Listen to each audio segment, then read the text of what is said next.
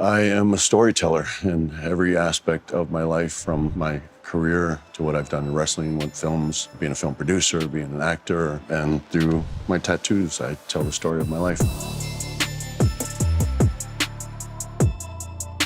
If people ask me how many tattoos I have, I typically say like 3, because most of them are just all connected together. I consider like one big tattoo. My back I did in big chunks throughout my wrestling career, but I had to because I was wrestling so much that I couldn't take the time needed to let them heal. I did my back and I let it set for so long without finishing that I had to go back and retrace and do my whole back over again. So my tattoo on my back, I've got to have close to 50 hours on my back just because I had to go over it so many times from letting it sit so long and not getting it finished. If you notice throughout my career, whenever I got injured and I was out for 2-3 months, I would always come back with new tattoos, which the company actually loved, because the more new tattoos you have, the more new action figures you have. So you can kind of date my wrestling career through my tattoos and through the tattoos on my action figures. I talk a lot about Guardians of the Galaxy, really not just changing my career, but changing my life, because it really just gave me a second shot. Because when I left wrestling, I literally lost everything. And I left it to go into acting, but I struggled for about 3 years because I just couldn't get work. I couldn't even get an agent. But I landed that part.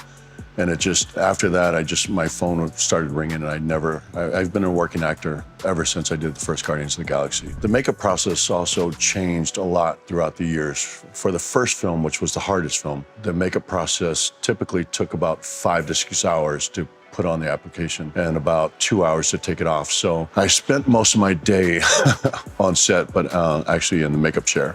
So I was there before everybody got there, and I was there well after everybody left, and didn't get much sleep. And when I look back on it, I don't know how I made it through that film. And I was so, happy and grateful to be there that I wasn't really looking at it as a hardship. It was just a huge opportunity for me. My first tattoo, I immediately break out in a sweat when anybody asks me that. It's long gone. It's not my proudest moment, but when I was 18 years old and tattoos weren't as common then, I went to the local tattoo shop, which wasn't a very nice place, and they typically weren't at that time. There was this old biker named Rick who gave me my first tattoo, and it was this heart that looked like it was cement, and around it, it said, "Heart of Stone." And I saw it, and I thought, yeah, that's tough. So he said, "Well, where do you want it?" And I said, "Well, I want it on my ass because I don't want my dad to see it. I don't want to get in trouble." And he did it. He put Heart of Stone on my ass, and I immediately regretted it. And I lived with it for years and got razzed so much through my wrestling career. Take a shower with the 20 other wrestlers who are just relentless. I finally got it covered up. It was just long gone. I have a cherry blossom tree on my back, and I said, well, just extend it down and make the roots a cover up. So that's what I did. I have the roots of a cherry blossom tree that covered up my Heart of Stone. I have a lot of cover-ups. I think cover-ups are, again, a part of your story, part of your life story. You have regrets, you make mistakes, and so you try to fix them as best you can, and that's what they are. My cover-ups are repairs of mistakes. This is a cover-up. That was actually a girlfriend's name. This is an ex-wife's name. And my mom always said, don't put a woman's name on you, and I didn't listen. And so here they are, cover-ups, but live and you learn. So this one, it used to be a team logo. I was a part of a team of a person I considered a friend and someone I really looked up to. And then he later came out publicly with some anti-gay statements, and turned out to be an extreme homophobe. And so I had a huge issue with it. It's a personal issue with me. My mom's a lesbian, and I just could no longer call him a friend, and so I had it covered up with this. Ooh, my most painful, so that's a toss-up. That's between my feet, which hurt. They were torturous, and the back of my knee here. The back of this knee, I actually started drinking in the middle of this tattoo because my tattoo artist was actually doing it at my house. And I said, just give me a few minutes. I went and took a shot, came back, and it still kept hurting, so I went and took a couple more shots. Came back, he got back into it, and I finally said, dude, you gotta leave. You gotta get out of my house. So I actually never finished this tattoo. The other ones were my feet. They just weren't as big, but they were just as painful. But I was able to get through these in a sitting, but they hurt. They were torture. So the tattoo that took the longest to heal was actually this one on my elbow. And the reason it took so long to heal is because my tattoo artist put it on, and I looked at it in the mirror and I said, that doesn't look right. So he put the stencil up next to it and realized that he put it on backwards. He was so nonchalant about it. He's like, not a big deal, we'll fix it. So what he did was he whited it out, and then he tattooed it on again. So it's like getting 3 tattoos in one day in an area that's pretty sensitive, so it swelled out like a balloon, and it took weeks for the swelling to go down. But that is by far, it took the longest to heal, this tattoo here, which is a Gracie fighter symbol. You know, I have some are very personal to me, and you know, some are just things I liked when I was growing up, things I was a fan of. I have some, you know, Avengers and Guardians, which are personal to me, but I have Spectre, was also very personal to me, a film I did, James Bond film, and I have Wu-Tang Clan, RZA from the Wu-Tang Clan, the originator of the Wu-Tang Clan, actually helped me get my start in films. Batman, just because I love, and Rockstar because, yeah, my favorite tattoo is this one. This is a portrait of my dogs, my older dogs. I have 3 new dogs.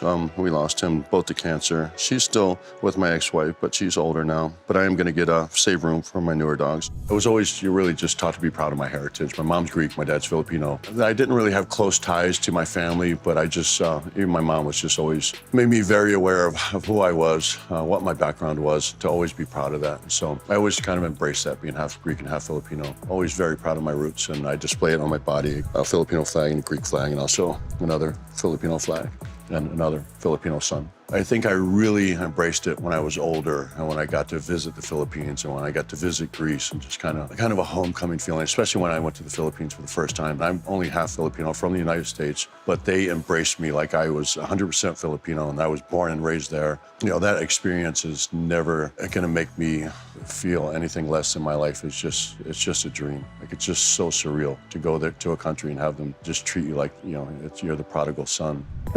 I have a few tattoos that didn't turn out quite the way I wanted. So I have, you know, this one, this raven is not exactly one I wanted this raven to look a lot more menacing, but I also have this tattoo here, and I found this really cool picture that I loved, and I really always wanted to do this, gentleman hooligan, because that's kind of always felt like who I was. I'm really from the streets. I grew up poor, and that was kind of life I knew until I was in my 30s. But I always consider myself a gentleman as well. I give a lot of respect to people just because that's just the person I am. That's how I was raised. But I found this cool picture, and it was Cillian Murphy from Peaky Blinders, and I asked John to alter it so it didn't look so much like Cillian Murphy. And I got it, and I thought, okay, that doesn't look exactly like I have a tattoo of Cillian Murphy on my thigh. But the first time I posted it on my social media, all I got was, oh my God, you've got a tattoo of Cillian Murphy. Well, yeah, I guess I do. It is what it is. I'm a fan, so, you know, a little embarrassed, but not ashamed. So Cillian, there you go. Your face is tattooed on my thigh. I have a Winnie the Pooh tattoo on the back of my leg, which I get asked about a lot. So I did a film called My Spy with a little actress named Chloe Coleman, who is one of my favorite people in the world. And so we went out on the press tour, and at one outlet, we had to play true or false to see how well we knew each other. They asked Chloe, they said, true or false? Dave has a tattoo of Winnie the Pooh. And Chloe said, well, I know, you know, most people might think that Dave is big and mean and scary, so he wouldn't have a Winnie the Pooh tattoo. But I know Dave, he's like the sweetest guy ever, and he's just a big teddy bear, and I just love him to death. She went on and said all these great things about me, and she said, so yes, I think it's true, Dave has a Winnie the Pooh tattoo. And she was like, got the buzzer, wrong. And she was like, oh, she was so disappointed, and I was disappointed for her. And I said, I don't have one, but because I love you so much, I'm going to get one. So I got a Winnie the Pooh tattoo for my little co-star, Chloe Coleman. My latest tattoos were my 2 neck tattoos. So one is a Blade Runner reference, and the other is a Basquiat crown. Huge, massive fan of Basquiat. He's by far my favorite artist. I do have a tattoo shop because it's always been a dream of mine to own a tattoo shop, just because I love the culture, I love the environment, I love sitting around tattoo shops, I love sitting around barber shops, I love the conversation that goes on, the camaraderie. So the name of my tattoo shop is DC Society Inc. DC has a double moniker for me. It's I'm from Washington, D.C., but it also stands for Dream Chaser, which I have used that hashtag for years on my social media. That's kind of the way I look at my life. I've just chased my dreams, no matter what they were, how crazy they seemed, and you know, for some reason, it seems to work out for me.